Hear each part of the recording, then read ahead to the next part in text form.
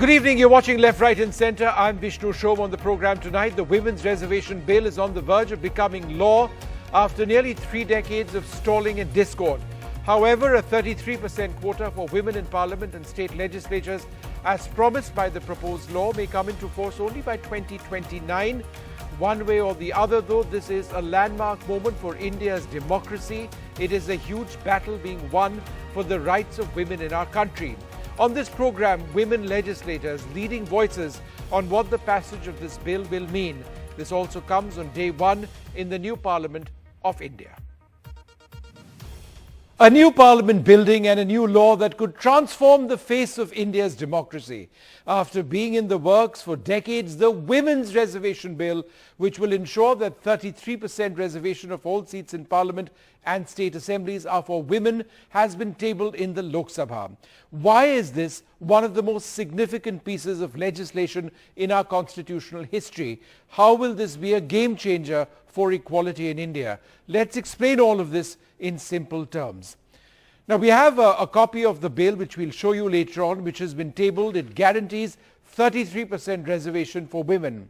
1/3 of all seats within this quota are reserved for the SC/ST community. Full implementation, remember, won't be immediate. That will take place by 2027. Seats that are reserved for women will be assigned on a rotational basis. Now, that's important, and again a point that we need to look at closely. Now, the bill will be implemented after India's new census and the process of delimitation are done. What is delimitation? Well, delimitation literally means the process of fixing limits or boundaries of territorial constituencies having a legislative body. Why is this happening now? That's a question which a lot of people want to know. Why hasn't this happened earlier? Unfortunately, the representation of women in India's parliament has been abysmal. Just 15% of seats are presently occupied by women. This is in fact lower than even Pakistan. We've got the Pakistan numbers over there, which is 20%, but that includes reservation. Bangladesh also substantially higher than India at the moment. Nepal as well.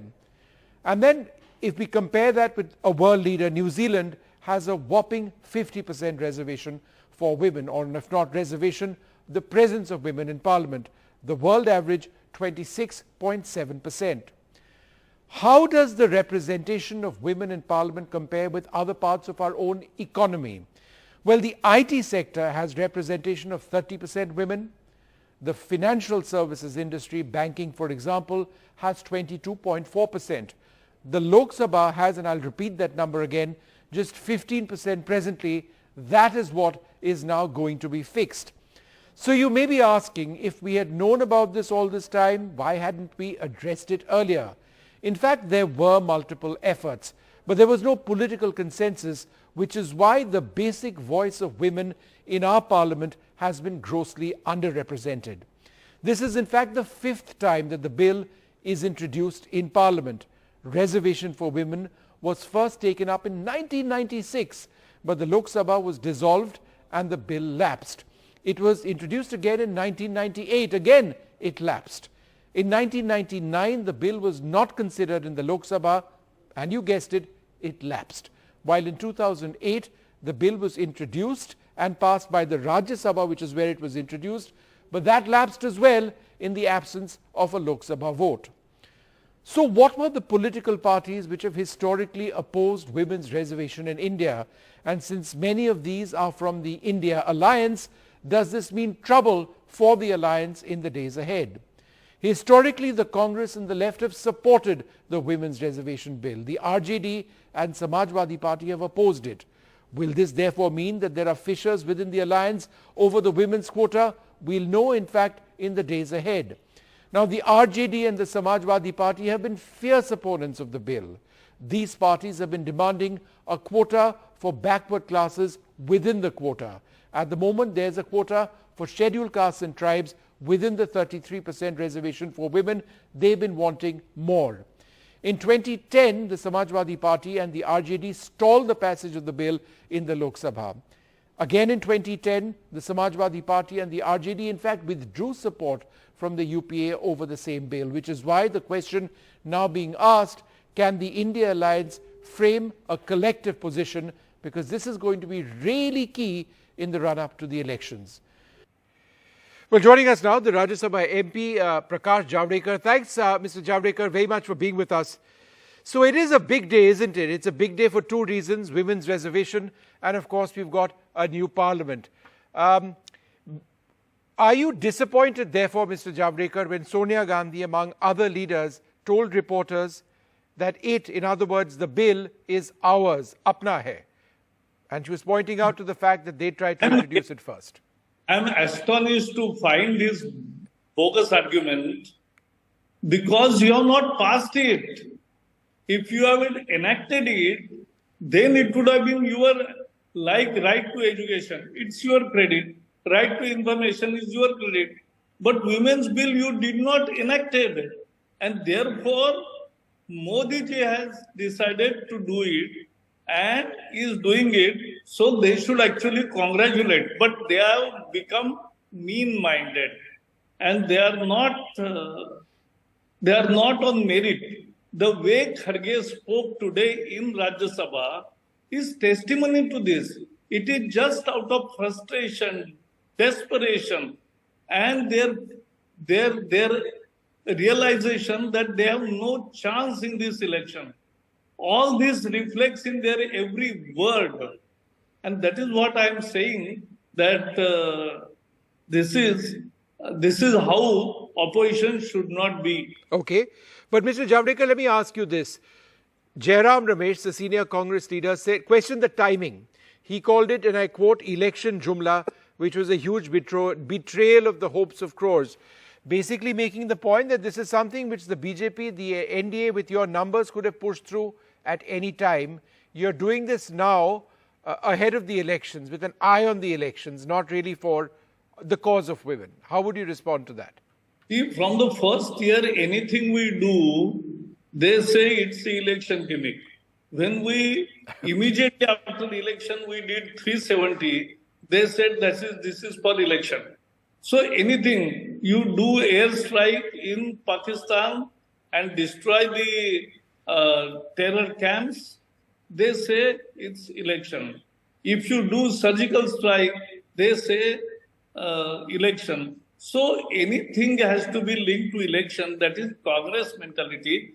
It is unfortunate for a national party which ruled the country for more than 50 years that they are not able to digest the defeat, and an imminent defeat again for the third time. But yes, from 84 to 96, 12 years, we were also in opposition, and after 96 also, in 98 only we came to power. So this happens. Okay. But they are not. It is a power-hungry party. It is dynastic parties, alliance of dynastic parties, corrupt parties. Tell me now, they are raising issue of ED. Has ED raided, or is there any news you have that they have raided the honest people and they have raided somebody who is completely... Well, sir, I would suggest let's keep the entire ED and investigation process for another debate. Yes. But let me ask you this. This is what Kapil Sibal said. He said, and I quote, "What is so historic about this? There will be a census and delimitation before the bill is implemented. What if the census and delimitation don't happen?" is what he was asking. They are showing dreams to women. They will get reservation only in 2029. Again, how would you respond to that? Let us 3 days we discuss, and then government also will tell the timetable. They have every right to raise the questions. So government will answer it. But why jump the conclusions? That's an important point, Mr. Javadekar. But let me interrupt you. Are you suggesting, Javadekar Saab, that it will be before 2029 because census will take time? It got delayed because of COVID, right? And then there is the process of delimitation. Again, the two have to happen first. So are you suggesting it will take place before that? I am not able to understand the link of these two. But the issue is very certain that in 2010, Lok Sabha passed where BJP supported. we supported UPA, and they then developed a cold feet on this, and therefore, though Rajya Sabha passed it, they did not put it in Lok Sabha. That is the issue. No, but Javadekar Saab, there is a link. I believe it's a legal link. I believe for the process of 33% of reservation for women, there has to be a census which has to take place, and that by itself is linked to the process of delimitation. In other words, it's only once the census happens that the process of delimitation can be complete, and it's only once these two happen that this can make sense for it to work. So I think there's a legal link. 33% is existing seats also. 33%. So in corporations, in Jilla Parishads, in all other local bodies, already reservation for women is practiced for years together. Okay. So we'll come back to that point on the process, but because that is what I'm saying. They should raise the questions, so government will answer it, the timetable. But we can say that today is a historic day, and this is what Modi is known for. He takes decisions which others could not take. This is also one such decision. Do you believe that given the fissures in the India alliance on various issues, that the women's reservation bill might be one more, because the Samajwadi Party and the RJD have opposed it very strongly in the past? I mean, some of the remarks made by Mulayam Singh Yadav, for example, in 2010, were deeply regressive on this issue. No, even Sharad Yadav's statements were also regressive. The issue is this time whether they have changed their heart or I don't know. And see, India, one thing why we don't understand that communists have today declared officially that they are not part of the alliance. They will do adjustment in certain states with electoral understanding at a state level if possible. Otherwise, they have actually come out of INDIA alliance. So that is what is happening. Let us see every day Aam Aadmi Party and the Congress bitter exchanges every day. What it points. So India alliance is again different topic. We are today discussing women because I believe that women need their rightful share. And therefore in local elections, it is now 50% in many states, and that is correct. Because it is population-wise also 50%. And I always believe that women have some special qualities over men. One, they care. There is compassion. There is courage. And there is consistency. These are the womenhood special characteristics. And therefore, we need their participation. Why they were not given participation earlier, that issue can be raised. Or even in America, as we know, women got franchise much late. Yes. And blacks also got it much less. So this is how society progresses. But we have taken a lead and we are doing it. What people were discussing, we have decided and we are doing. It is very good. Let's just hope it happens sooner than later. Javadekar Saab, as always, good speaking to you. Thanks so much for joining me tonight. I'm joined now by the Lok Sabha MP and spokesperson of the Congress, Jyotivani. Aditi Fadnis, consulting editor of Business Standard, with us. Mahua Majid, the Rajya Sabha MP of the Jharkhand Mukti Morcha, will join me shortly, and Sushmita Deb, spokesperson TMC and former Rajya Sabha MP, joins me.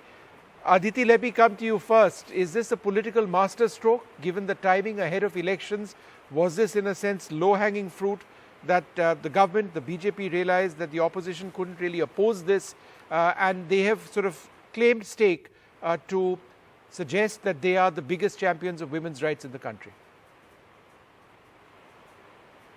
Well, Vishnu, the first thing I think we should note is that possibly in the history of in elections. Yeah. This is this is something that is not in your hands yet. It is something that will come into existence maybe in a couple of years, maybe longer than that. And it is something on which consensus is still being built. So to say that this is, it's going to change people's minds in elections may be a bridge too far. In any case, we know that women have voted overwhelmingly for the Bharatiya Janata Party and specifically Mr. Modi. In many families have been split between the women voting for the BJP. I mean, this is all data which is publicly available. So I'm not saying anything that is contentious. So it may not necessarily have an overriding impact on the voting process. Let me just go across. Let me go across, in fact, to Jyotimani. Jyotimani, the Congress says that, look, this is something Rajiv Gandhi had introduced in the past. There have been several other remarks on how you've tried to and you endorsed it, you believe in it. But in fact, it was the Vajpayee government which brought the bill at least 6 times to Parliament. Each time it was the Congress with your allies, not you alone, but the Congress and allies which somehow or the other scuttled the bill. So therefore, to claim credit for it, it seems a bit disingenuous. What is ingenuine? And it was first Rajiv Gandhi, it's his dream to bring women reservation, 33% women reservation bill in Panchayat Raj. That made 1 million women overnight give their dues as rightful leaders. I am one of that product just because of the women reservation in the Panchayat Raj. At the age of 22, from a very humble agriculture family in a remote village, I am able to become a Panchayat councillor. That's opened the door for me in politics, which marked my journey to Parliament. So that the reservation is very historic and important. It creates leaders, women leaders, not only in the Congress party, all other political parties, it's created women leaders. So you cannot simply ignore what Rajiv Gandhi's dream has did to the women of this country, in general politics of this country. It has completely changed the face of the Indian political system. So we again and again tried our level best to bring the women reservation bill in assemblies and the No, I know you did, Jyotimani. The point I'm trying to make is that you were let down by parties like the RJD and the SP. And it's important to bring out that equation now because they are your closest allies now. And therefore, when one looks at the India alliance going forward into the next election, wouldn't that be problematic? Go ahead, ma'am. Go ahead, unlike BJP, unlike BJP, we would like to openly support this bill, although it's very delayed. But the point is, this is not going to happen. That's what our apprehension is. So why this government take 9 years to bring the bill? Okay, you don't need to grip on this. Why they didn't bring 9 years? Now you are bringing. We are ready to support. Why you are unnecessarily linked with the census and the delimitation? Delimitation is a very complex exercise. You have something that also this government going to make it as a very unfair to South Indian states, which we are not going to take it lightly. Second thing is this census also might related with the caste census, with this government is not relenting so far. State like Bihar going on their own. Isn't the census important? So how can you do this without a census? Census is very important. Right. So in order for us to calculate 33% reservation for women in Parliament, we have to get an idea of the population of women in India. And if we are redrawing political constituencies, that is also important, isn't it? Hello, Vishnu. No. See, Vishnu.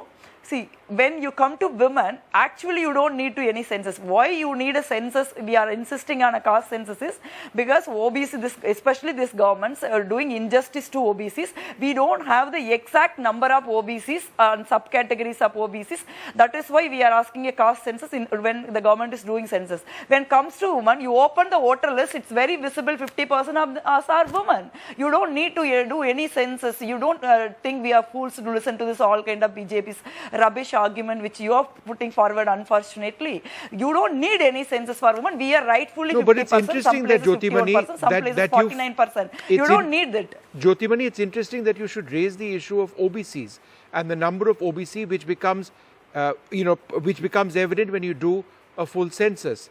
If you look at the women's reservation bill, it talks about SC/ST reservation within the reservation. It does not talk about an OBC number at all. Already there is SC/ST reservation is there. Those yes, exactly it is. So therefore, ma'am, already when there you is say SC/ST reservation no, is it there. is there. Those constituencies, some of the constituencies will no, go but to ma'am, women if you are as per talking the, about percentage. OBC reservation Where's the within problem? the 33%, is that a demand of the Congress? Because it's not there No, in the that is not reservation the right demand now. of the Congress. What I'm no, listen, Vishnu, I am not saying that is the demand of the Congress. I am just clarifying that unlike OBC reservation, this unlike the OBC population, there is no confusion about the women population. We are not sure about which community of the OBC has what kind of percentage. But women has very clear state population data. You don't need to do the census for the reserving a seat for a woman. That is a jumla. That's what we are saying. There is no need for a delimitation. let me bring in Sushmita. Jyotimani, I get your point. Census for the woman reservation bill. Okay.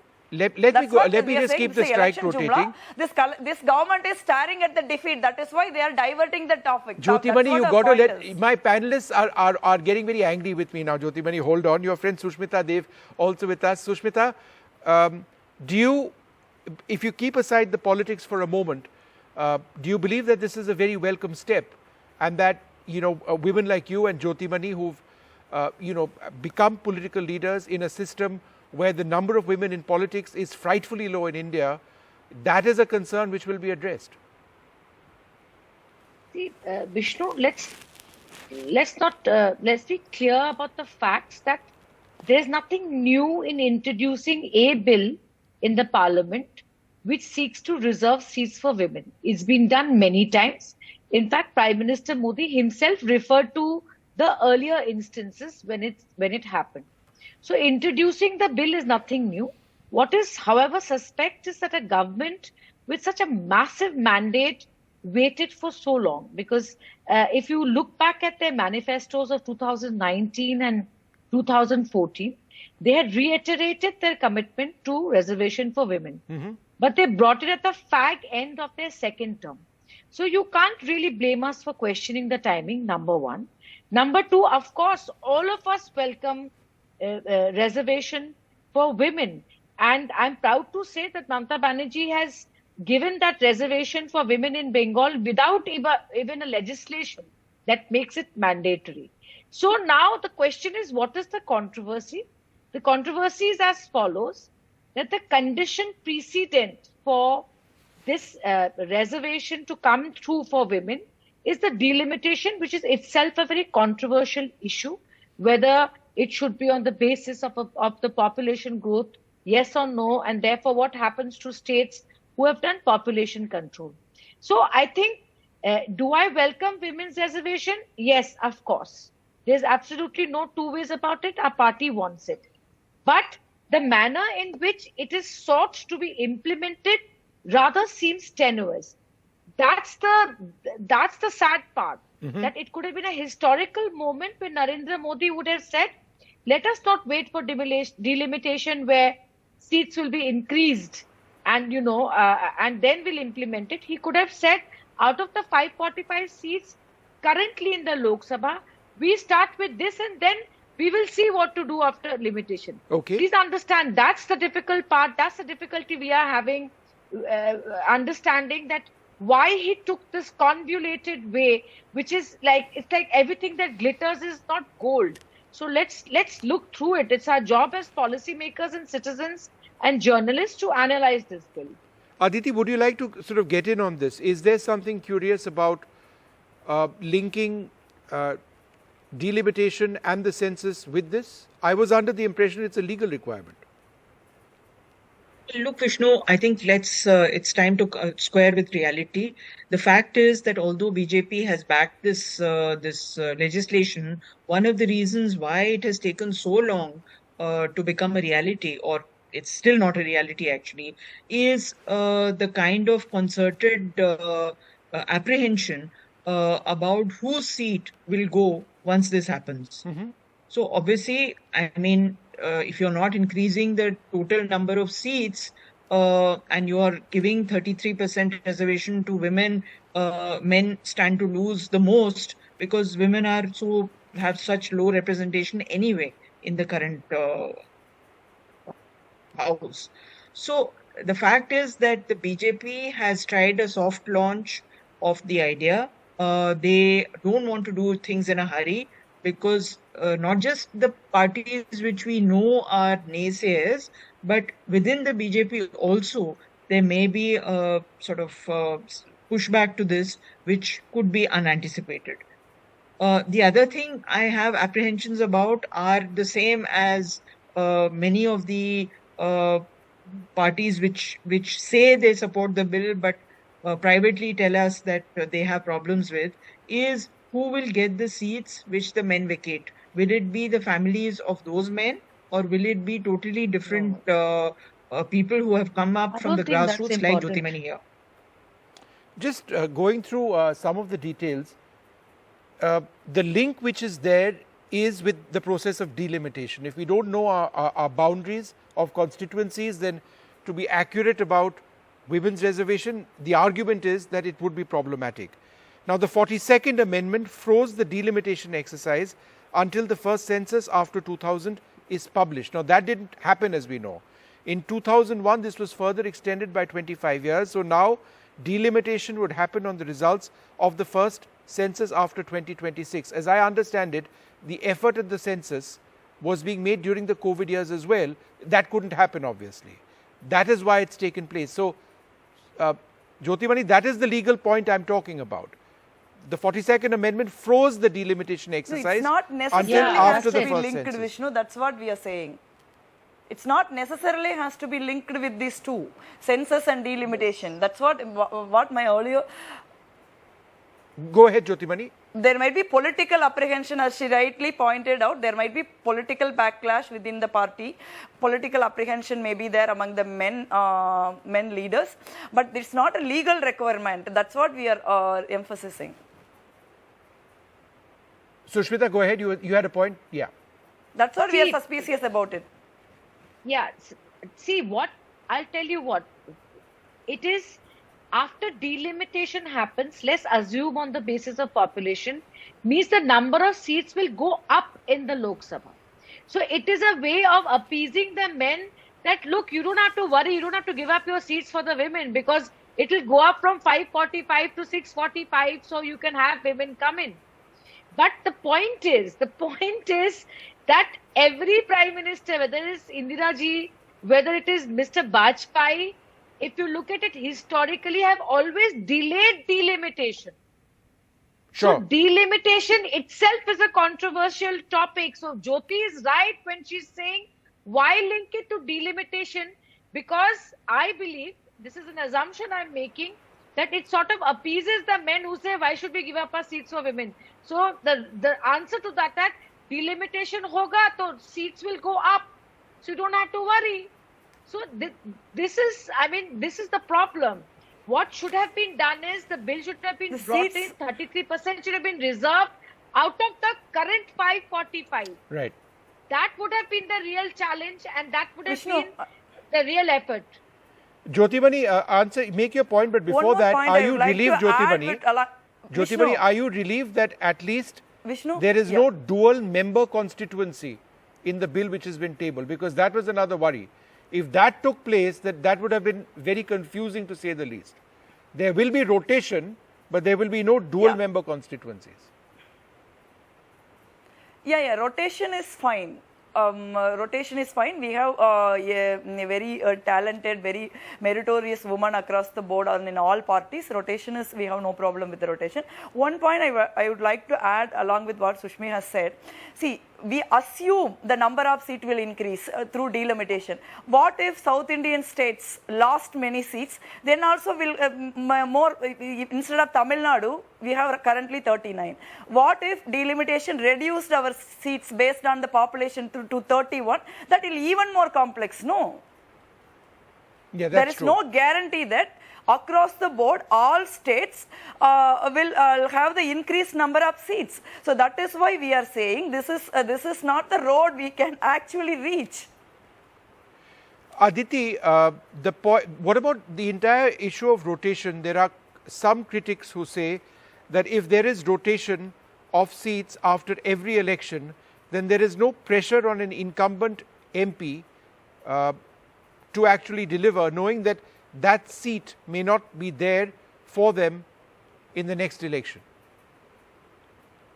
This is very complicated and we really don't know. I mean, I don't understand why rotation of seats has to be only for women.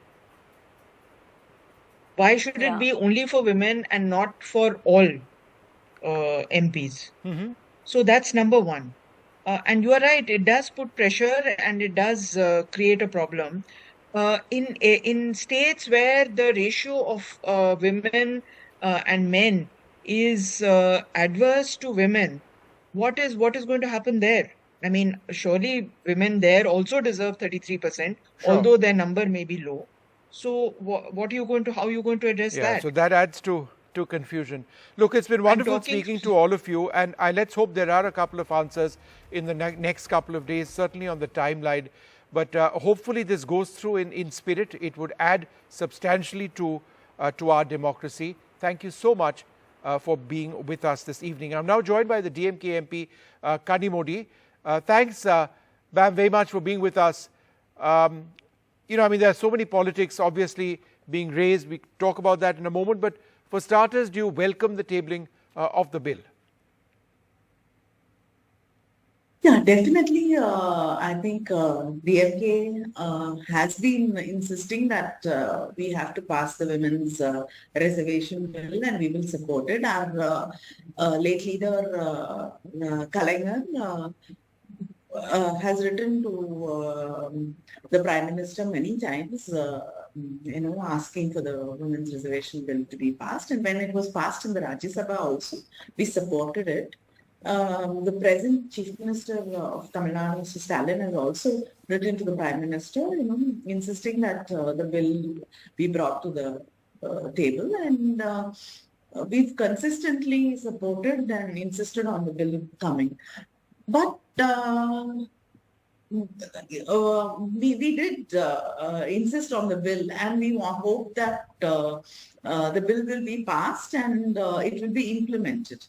But this bill is so open-ended, and it doesn't look like it's going to actually happen, Well, one of the concerns which opposition leaders have actually made is the entire issue of delimitation and of the process of the census. Now, as I understand it, the two are linked and that there may be some legal basis. For example, the 42nd Amendment, which froze the delimitation exercise. And unless that happens, it's sort of linked to the census, and it's only once these two happen together that you can look at 33% reservation. But there's confusion even in that. Be that as it may, it basically means that before 2029, women's reservation will not really be implemented. So does that come as a disappointment? Yes, it is a big disappointment because we don't know when the census will get over, and then the delimitation. And after that, I really don't understand the need for this, because it is the last time the bill was brought in Rajya Sabha, they did not have conditions like the delimitation and census has to be over. This is a bill which can actually be implemented straight away. It's not going to, you don't have to find a census, because most of the constituencies have half the population are made of, consisting of women. So any constituency can be made as reserved for women. So you don't need to actually make one in-depth study about it or do so much research. And what is the point in saying that we will do it after the census, after the delimitation? So when is it going to happen? All right, ma'am. Well, let's hope we get a couple of answers. Thanks very much for being with us. But it is a welcome concept, the time for which has come. It's been decades since conversation on this started, and hopefully it will result in real representation for women. Thanks very much indeed. We'll take a short break. There's more coming up.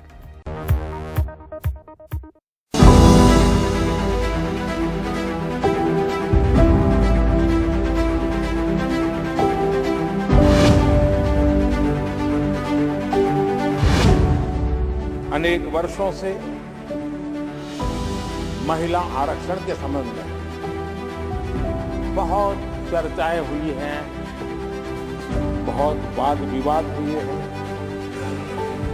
महिलाओं को अधिकार देने का, महिलाओं की शक्ति का उपयोग करने का वो काम, शायद ईश्वर ने ऐसे कई पवित्र काम के लिए मुझे चुना है। महिला आरक्षण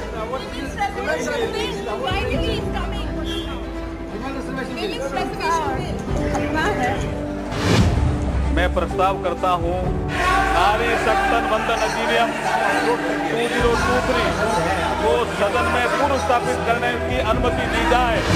सभी पॉलिटिकल पार्टी की एक आदत है कि महिला बोले तो कमजोर महिला को दे देते हैं, जो सक्षम है, जो लड़ सकती है। Sir, I'm sorry. We respect the leader of the opposition, but to make a sweeping statement that all parties choose women who are not effective is absolutely unacceptable. Opposition is united in defeating the purpose, the agenda of gender justice. This is not the first time their true colors have been seen. They were in power, they had the opportunity, they didn't pass the bill. In fact, they were in vehement opposition then while they were in power. अलग तो रहेगा ही, लेकिन हम समर्थन करेंगे इसका। अलग तो इसे हमारी जो मांग है उस पर हम हो सकता है इस संसद में, नए भवन में कभी ऐसे एमपी भी आ जाएं जो पिछड़े वर्ग की महिलाओं के कल्याण की बात सोचने वाले हों, तो फिर वो भी हो जाए।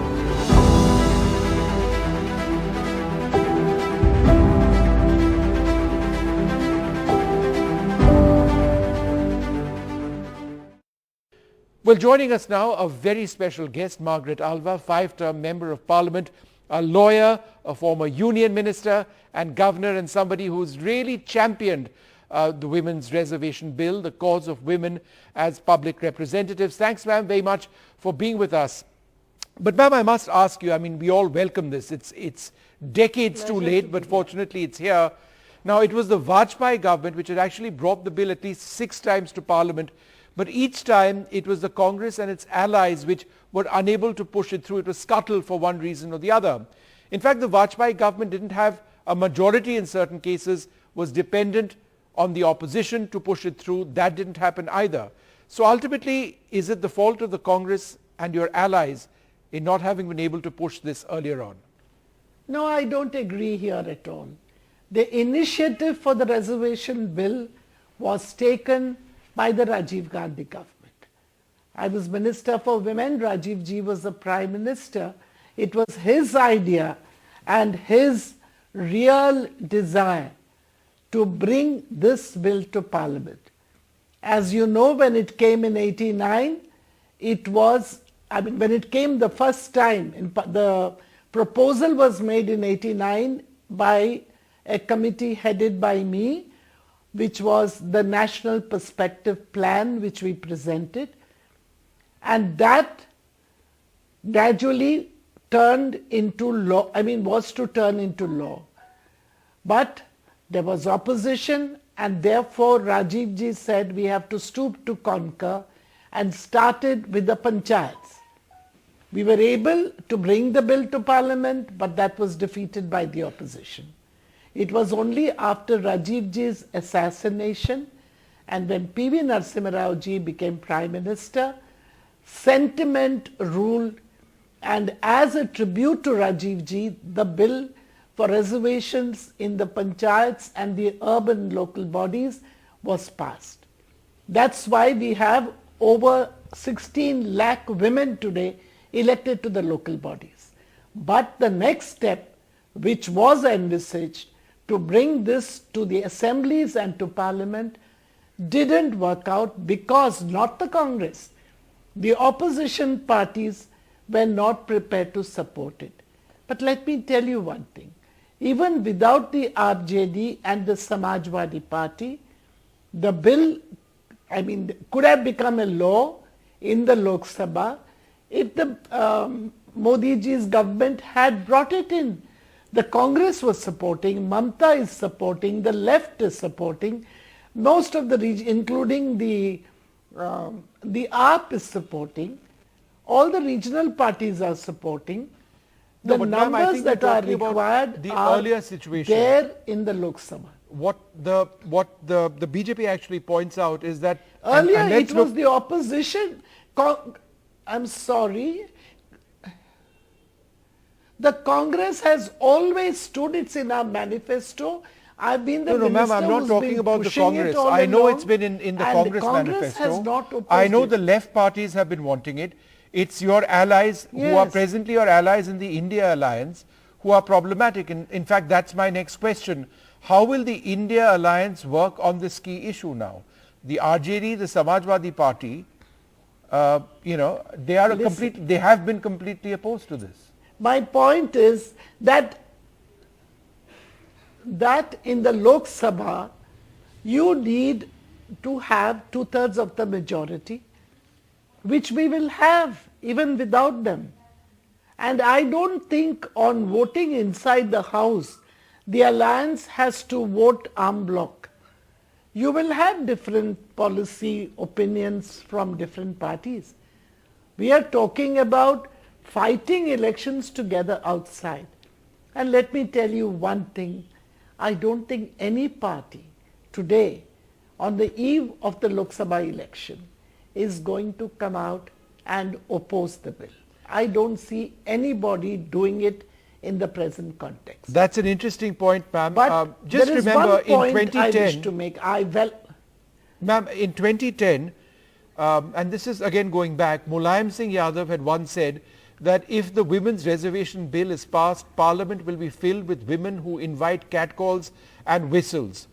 These were deeply regressive statements, again, regressive statements by a leader whose party remains a key part of the India alliance.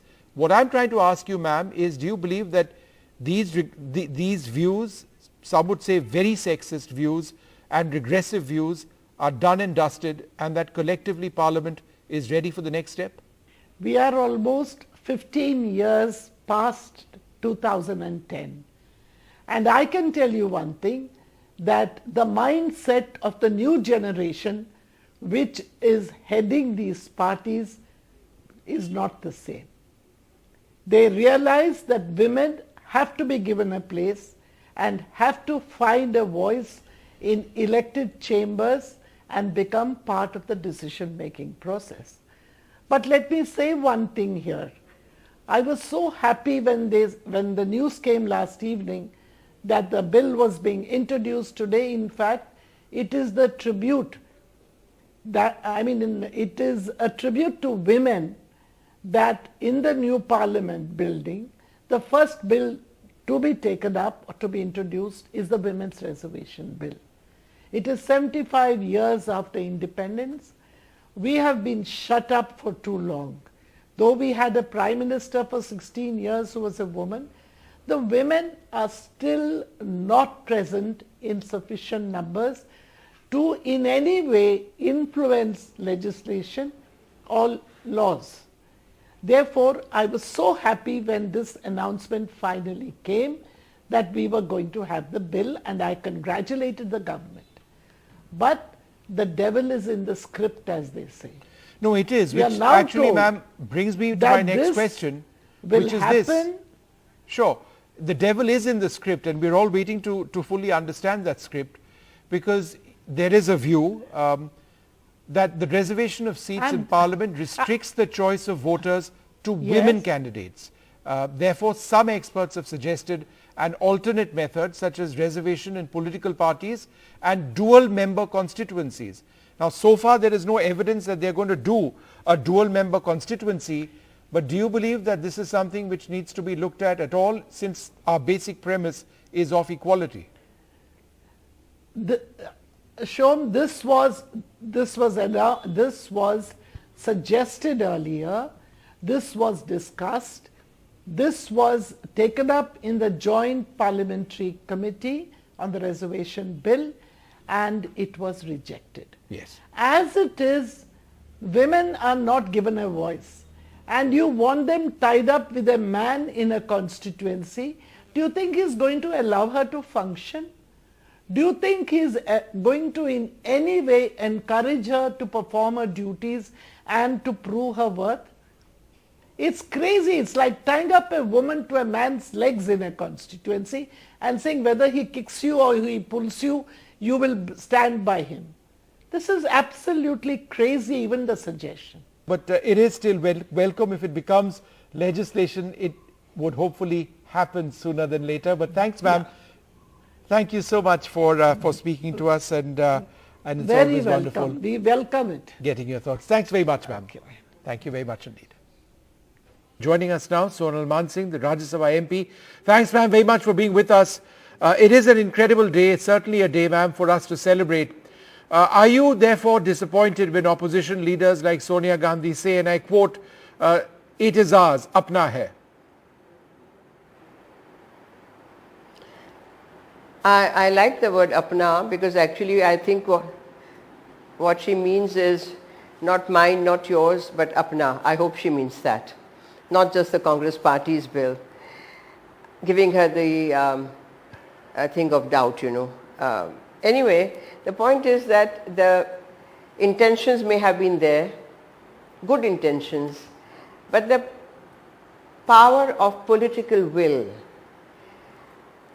the respect due to more than half the population of Bharatavarsha. We celebrate Navaratri in very big way all over India.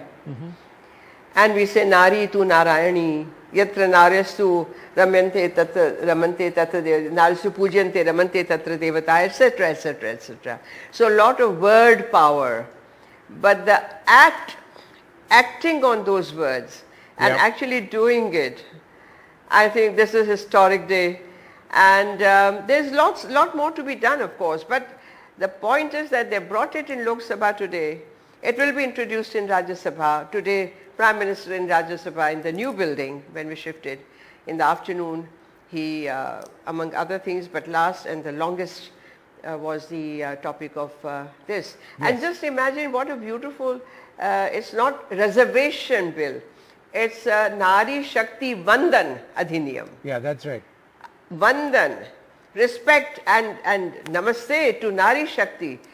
So what he walks the talk. He walks the talk. I think I salute our Prime Minister for doing this, and whatever, you know, people will always find this reason and that reason to oppose to our debate and discussion, yes, but if it is positive, if it leads to some more positive points, positivity, then it's welcome. Otherwise, it's just like trying to take out bubbles from water. So, ma'am, Jairam Ramesh has criticized the bill. He called it election jumla, those were his words, and a huge betrayal of the hopes of crores of Indian women. And I think several other Congress leaders have actually said that as well, saying that, look, why now? I mean, it's being done to try and score a political point ahead of elections. It could have been done earlier. How would you respond to that? But what's new in their saying all this? There's nothing new. No.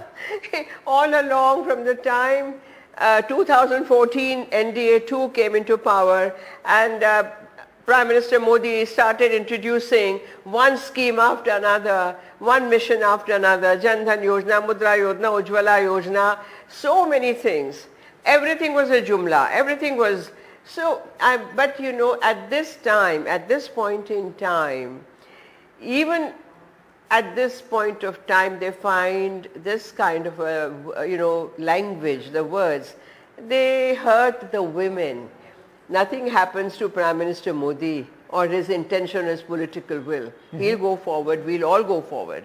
But I think they're hurting women by saying all this.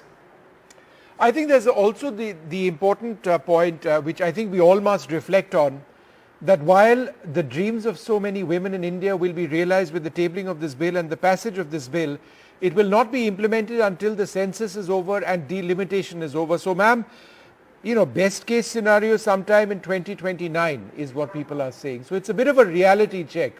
If only we had our census out earlier, but then, you know, COVID took place, so it's been delayed. Let it be delayed, but the process has begun.